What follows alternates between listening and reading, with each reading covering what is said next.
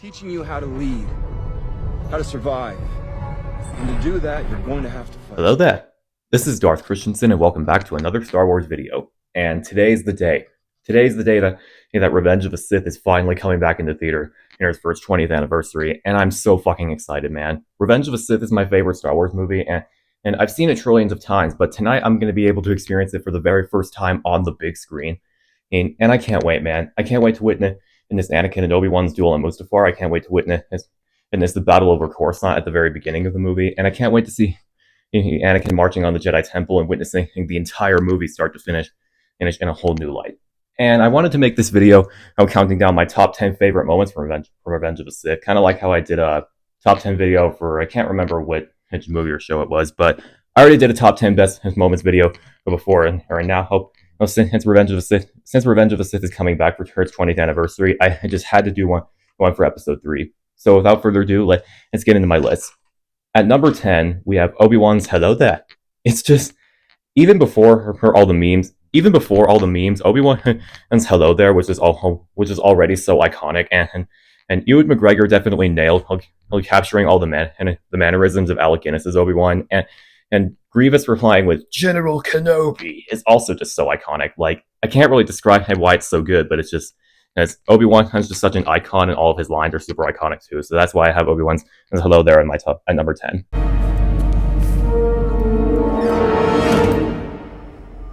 Hello there. General Kenobi! At number 9, and we have Anakin kills Dooku on the Invisible Hand.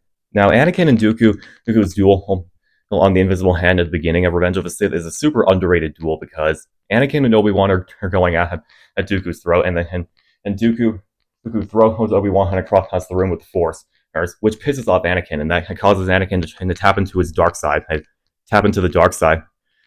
kill Dooku, overwhelming his lightsaber form. And it makes perfect sense since Anakin's the master of Gemso, and Gemso trumps Makashi. The fifth form of lightsaber combat is much better than the second form of lightsaber combat, so that explains why Anakin killed Dooku, and also the fact that he tapped into his rage and emotions. And also, when I listened to this excerpt from the Revenge of the Sith audiobook, it describes Dooku's inner thoughts. It describes Dooku's inner thoughts. That's right before Anakin killed him, right before Palpatine said, "Do it," and Anakin and cut off his head. And I already made a whole video about this, of how Dooku was planning to betray Sidious, and he wanted to create a whole Sith empire, or had Anakin not killed him. But Anakin and cutting off his hands, and Palpatine encouraging him to kill him, was what had shocked Dooku to his core, because he realized that everything he's been building up to has all just been a pathetic sham. Because everything that Dooku did when he betrayed the Jedi Order, because Qui-Gon Jinn died, and he became a Sith Lord to carry out Palpatine's plan as being the leader of the Separatists, were all just for nothing. And it was all only just amount to Anakin's first cold-blooded murder. So, that's why I have it in my top 10 favorite moments, because it's so impactful. And the Revenge of the Sith book definitely makes things very even more impactful, considering that Dooku had a whole plan, and he's also a very tragic character, just like how Anakin was seduced to the dark side. He was also tricked by Palpatine into thinking that he could have ultimate power by betraying the Jedi Order, but ultimately it led to nothing, as Anakin killed him and crossed the two blades at his neck, cutting off his head. So that was a really awesome moment. At number 8, I have the Battle of Coruscant. The Battle of Coruscant at the very beginning of the movie is just peak fucking Star Wars. When I first saw this in 2007, when I was 3 years old, my mind was completely blown, and that's exactly what had birthed my obsession with Star Wars, because there's just so much going on with John Williams' iconic score about the Battle over Coruscant, which is a more epic version of the Force theme, and Anakin and Obi-Wan having banter while they're going through the battlefield. And of course, who can forget Anakin's iconic line, "This is where the fun begins."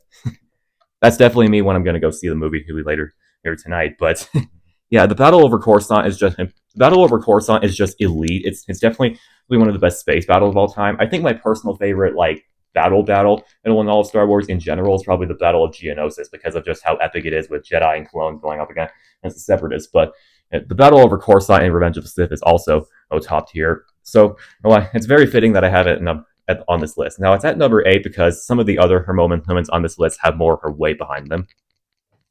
At number 7, we got the tragedy of Darth Plagueis the Wise. Did you ever hear the tragedy of Darth Plagueis the Wise? No. I thought not. It's not a story the Jedi would tell you. It's a Sith legend. Darth Plagueis was a dark lord of the Sith, so powerful and so wise, he could use the Force to influence the midi-chlorians to create life. He had such a knowledge of the dark side, he could even keep the ones he cared about from dying. He could actually save people from death. The dark side of the Force is a pathway to many abilities some consider to be unnatural. This is one of the main things that really he causes Palpatine to like really draw Anakin in and to try and embrace the dark side. Because as Palpatine tells the entire legend, the entire Sith legend of how Darth Plagueis was one of the only few Force users who could cheat death. And this scene hits even harder since I actually read the Darth Plagueis novel, and it actually shows everything Plagueis did before the Phantom Menace of how he tried to practice midichlorian manipulation, of how we found Palpatine on Naboo as a teenager, and how Plagueis basically orchestrated lots of many things that happened throughout the prequels. Like he orchestrated he basically set up like the pod race, the race that Anakin that Anakin goes to on Tatooine when he gets into like leagues with Garjula the Hutt. And he also tries to get close to some of the handmaidens of Nabiri here in episode 1, and because he tries to get close to Anakin, but it doesn't really work out. And of course, there's one of my favorite moments from the Plagueis novel was when Plagueis was like spying on Palpatine and Maul in the Phantom Menace, in that one scene of the Phantom Menace, and Plagueis was basically just like listening to every single word they were having to say. So yeah, the tragedy of Darth Plagueis the Wise is a super iconic story, and I can recite the whole thing word for word, and just like. Even Anakin and Palpatine's conversation before that about how the Sith and the Jedi are similar in almost every way, including their quest for greater power. Like the dialogue's just so intriguing. And it really sets up everything of how Anakin's like losing trust in the Jedi Council, and that's a perfect opportunity for Palpatine to get at him. And Palpatine, and Plagueis, he did know how to manipulate midichlorians, but he never actually succeeded, considering that the Force struck back against Plagueis and Palpatine by creating Anakin, and as a way to balance the Force out.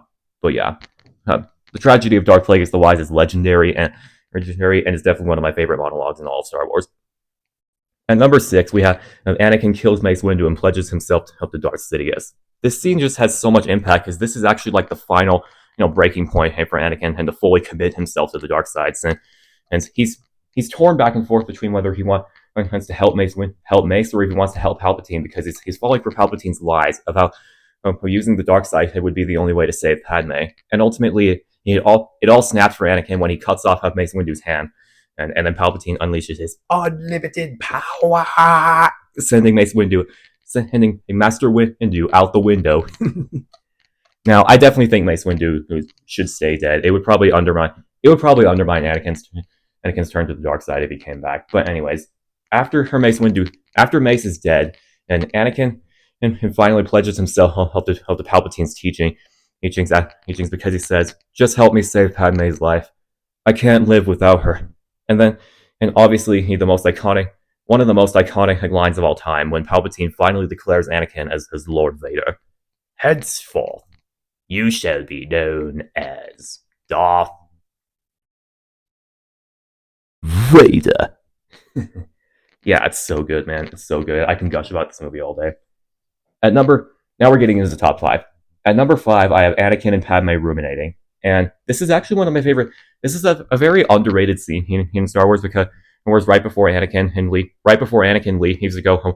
He'll save Palpatine when Mace and the other Jedi try to arrest him. It's because when Anakin is told to stay in the Jedi Council chambers after he reveals to Mace that Palpatine is a Sith Lord, or he's questioning and reconsidering his decision, his to listen to Mace, because as he's still believing all the lies that Palpatine put in his head about how using the dark side would be the only way to save Padme. And And it's shown when Padme is also seen in her apartment room on Coruscant and thinking about whether or not Anakin's okay or not. And when Anakin starts crying, without saying a word, it's because he realized he came to this realization that, damn, maybe everything that Obi Wan and the Jedi Council taught me was just a lie. Maybe Palpatine was right. And so he finally, he decides to exit the Jedi Council, leave the Jedi Council chambers, and save Palpatine. And the Jedi go arrest him. Like, there's no dialogue, but yet I can feel every single bit of emotion that Anakin and Padme are feeling. Like, it's so powerful, and you could just feel the tension swelling up. And plus, John Williams absolutely knocked it out of the park with every single Star Wars score, but it's most especially in this movie because as even during the quiet moments, I can just feel like the tension and conflict within all the characters rising, especially when Anakin's having conversations with Palpatine. So this is definitely one of my favorite scenes in Star Wars, and it deserves more recognition. At number 4, we have Yoda versus Darth Sidious in the Senate chambers.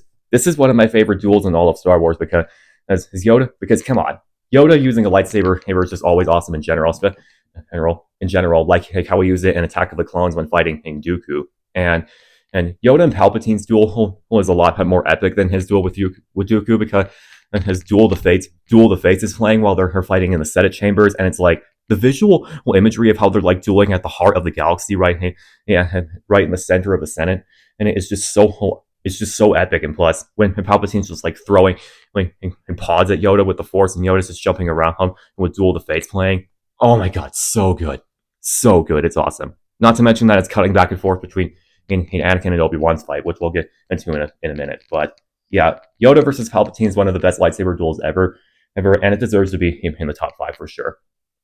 At number 3, I have the birth of Darth Vader at the end of Revenge of the Sith.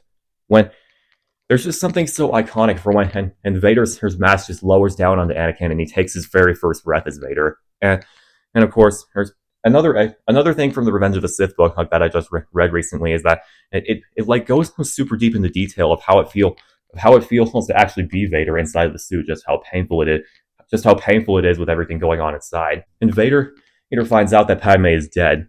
And the book describes of how he loved Padme so much that he could never will her death. But yeah, he remembered the dragon that he brought Vader forth from his heart to slay. And the dragon is basically used as like a metaphor for every time Anakin loses his cool. So it's supposed to represent his rage, hate, and pain in the dark side. And it's in this blazing moment where he finally understands that there was no dragon, that there was no Vader, that there was only him, only Anakin Skywalker. He did it. He killed her. So that's just super fucking powerful considering that since Vader realized that it was just all him, all Anakin Skywalker that did everything to betray the Jedi, and be the cause for Padme and made to die from heartbreak. It's just like the emotion is just there's just so much emotion there, and plus it's just making Vader's character even deeper considering that he hates himself. He hates himself literally more than anyone else in the universe, and they showed it for a brief moment in the Obi Wan Kenobi show where Vader considered that part of Anakin, his Anakin part of himself, dead, and that Vader is all held up in reins. And then of course his no. I don't care what anyone says. I actually cry every time he screams no instead of laughing. But yeah, so Vader's rebirth is just one of my favorite scenes in all of Star Wars, and it's just it's just super badass. At number 2, we have Anakin marching on the Jedi Temple with the 501st Legion. This scene goes so incredibly hard, man. Oh my god, like Anakin him marching on the steps of the Jedi Temple with all the clones behind him is just so awesome. And plus, the score by John Williams, once again, I can't understate enough how much of a genius John Williams is with all his scores, especially in the Jedi Temple march when Anakin and in the 501st march on the Jedi Temple. It's just so badass. It's super cool. And there are some brief hints and deleted footage of Anakin killing all the Jedi, but I kind of wish that George kept in all the extra footage of Anakin killing Jedi. Like if Anakin, and I wish they showed Anakin killing fighting and killing Syndrellic and the other Padawans in that small hologram. And I also wish they showed Anakin and the 501st is disposing of the other Jedi Temple guards, which the Grand Inquisitor killed the rest of the Jedi Temple guards after Anakin killed half of them. But that would be super cool if we got a 4-hour version of Revenge of the Sith and we saw those extra scenes. But yeah, still, even without the deleted footage, Anakin marching on the Jedi Temple with the 501st is just it's just still super awesome, and it's one of my favorite scenes of Anakin ever. It's just so good. And then at number 1, of course, you guys called it. You guys knew it would be at number 1. Anakin versus Obi Wan on Mustafar. Do I even need to say more? Like, this is not only the best fight scene in all of Star Wars, but even some of the best sword fights in cinema. Period. Like Anakin and Obi Wan are like the choreography, the setting, the fiery setting of Mustafar. Or Hayden and Ewan, when his back and forth, his exchange lines of dialogue that I quote every single day of my life. If John Williams' iconic Battle of the Heroes score, cutting back and forth between Yoda and Sidious and Anakin versus Obi Wan and on Mustafar. Or Obi Wan's iconic, like, "It's over, Anakin. I have the high ground" line. Anakin getting his limbs cut off, and Obi Wan saying that he was his brother and he loved him. There's just so much. There's just so much in this scene. Like, this is where Star Wars absolutely peaked, right here. Because Anakin and Obi Wan, and his fighting is just so perfect. It's so beautiful. Considering that Hayden and Ewan actually like trained their asses off to get the single duel right, it's just so awesome. And plus, as the Revenge of the Sith book also describes that Anakin and Obi Wan were like two halves of a whole warrior, and that explains why the fight was so even. Since Anakin was the master of Gem So, which is the 5th form of lightsaber combat, and Obi Wan was the master of Sorisu, which is the 3rd form of saber combat. So that's why the fight was just so even. It's so good. And the high ground scene is just pure cinema. It's awesome. But yeah, everything about Anakin and Obi-Wan's duel on Mustafar is perfect, and you often see it brought up so many times when people think of Revenge of the Sith, and rightfully so, but there's also lots of other cool shit in the movie. So yeah, Anakin versus Obi-Wan on Mustafar is peak Star Wars, and no one can convince me otherwise. But yeah, those are all my top 10 favorite moments from Revenge of the Sith. I wanted to make this video was sort of like a tribute to my favorite Star Wars movie, considering that I'm finally going to see it on the big screen tonight. I've already seen The Phantom Menace and Return of the Jedi for their anniversaries on the big screen in the past couple of years, and it was super cool to see those too. Don't get me wrong, but seeing Revenge is going to be on a whole different level, considering that this is actually going to be my first time seeing it on the big screen, and it's just going to change my life. I can't wait. I'm also going to be wearing my Anakin robes. It's going to be so awesome. But yeah. Hope you guys enjoyed this video. Leave a comment down below. What's your favorite moment of Revenge of the Sith, and what are you? And if you're going to see it, what are you most excited to see it in the theaters in? But yeah, hope you guys enjoyed. Have a good rest of your day. May the Force be with you always. I have brought peace, freedom, justice, and security to my new empire. Your new empire? Don't make me kill you. Anakin, my allegiance is to the Republic, to democracy. If you're not with me, then you're my enemy. Only a Sith deals in absolutes. I will do what I must. You will try. Yes, the one we've been looking for. How do you know this? He knows the ways of the Force. He's been trained to use the dark side. Are you sure? Absolutely.